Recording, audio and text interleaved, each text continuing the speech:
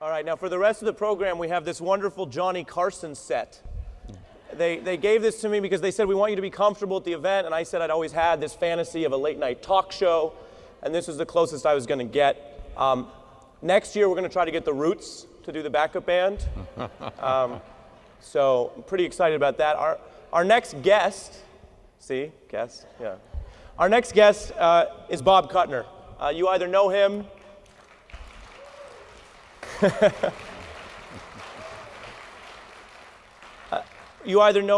or you know some of his work because he founded the Economic Policy Institute and the American Prospect. He served as an investigator for the Senate Banking Committee. He was a general manager at Pacifica Radio, WBAI in New York, the Washington editor for the independent paper The Village Voice, economics editor at The New Republic, served on the staff of the Washington Post, wrote 9 books, including his most recent A Presidency in Peril. And all that time at all those cool places means that the DC insiders have that extra vendetta for him because he's been to their parties. Now, you've just recently written something that we'll have the camera zoom in on this. It's in the American Prospect, and it is about the struggle that the middle class has faced as unions' power and membership has receded. Tell us a little bit about your argument. Well, I think that wonderful video told a lot of it. The whole post-war social compact that we heard about was politically anchored by a strong trade union movement. And the strong trade union movement was partly the result of organizing on the ground. It was partly the result of the Roosevelt administration being sympathetic with the Wagner Act, and also a little-known piece of this is what Roosevelt did with World War II. If you wanted a war production contract, and that was about 30% of the economy in those years, you had to get along with your union. And there were CEOs who were let out in handcuffs during the war years for trying to bust their unions. So we came out of the war with unions as a kind of very important countervailing power to the natural power of banks and corporations in a market economy. That has eroded. It has not naturally eroded. The erosion has not been the result of technology or crappy schools or workers not getting enough training. It has been the result of a political assault. And in the same way that the post-war middle class didn't just happen, it was socially and politically constructed by government policies that were backed up by political power. The erosion of that social compact and the deliberate weakening of unions did not just happen. It was not just the result of technological change. Now, let me tell a brief story. 10 days ago or so, Dominique Strauss-Kahn was arraigned in court in New York. And you may all recall that outside of the court, there were about 150 housekeepers in their uniforms demonstrating solidarity with their sister. That did not just happen either. The leadership of the hotel union and the Hotel and Motel Trades Council went to the managers of all the big Manhattan hotels, all of which happened to be unionized. That did not just happen either, and said, you are going to give these women the morning off so that they can do a vigil in solidarity with their sister, right? And every hotel executive said right, except for the manager of guess which hotel? Anybody? The Sofitel. And so the union leadership was incredulous, and they said, if you really mean that, in 10 minutes, every worker in this hotel is going to sit down in your front lobby. Yeah. And the manager turned several shades of pale. It's owned by Accor, which is a French-based multinational, called Paris for higher authority, and they said, I wasn't on the phone call, but I'm sure they said something like, you moron.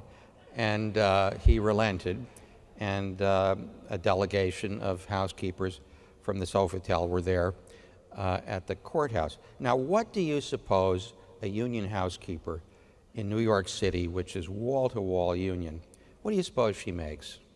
She makes $50,000 a year, okay? You can be middle class on that. And she doesn't make $50,000 a year because the manager of these hotels are nice people.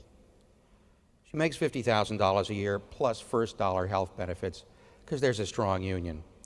And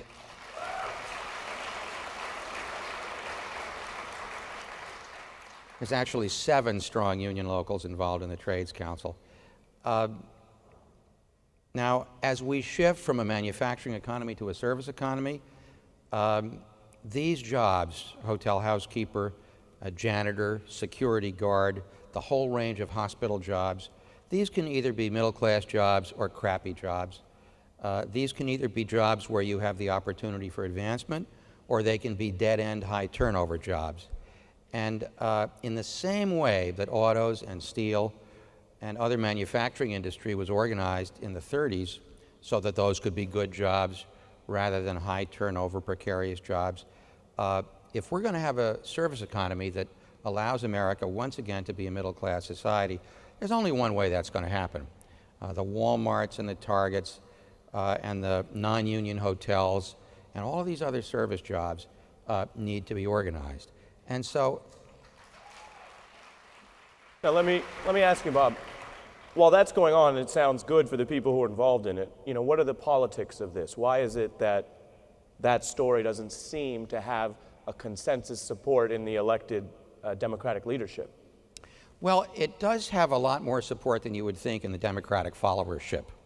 As we demonstrated in this special report of the Prospect article by E.J. Dionne, there's a 24-point gap in the voting habits of union families who were identical demographically to families that happen to be non-unions, a 24-point gap in favor of Democrats.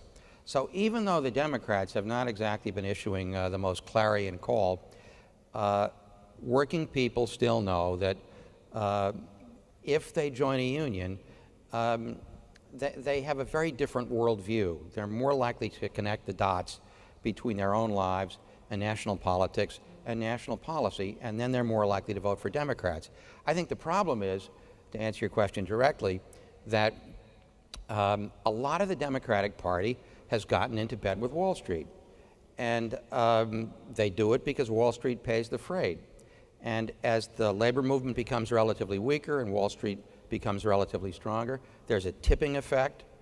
And the union movement doesn't play the countervailing role that it once did. And so if you look at the last 3 Democratic presidents, instead of viewing the labor movement as the heart and soul of Democratic politics and progressive politics, even though they view the labor movement instrumentally as something that helps them get elected, they view it as just another interest group. You know, we got all these interest groups to tend to. We've got gays and lesbians, we got enviros, we got unions, and the biggest interest group of all, guess what, is Wall Street.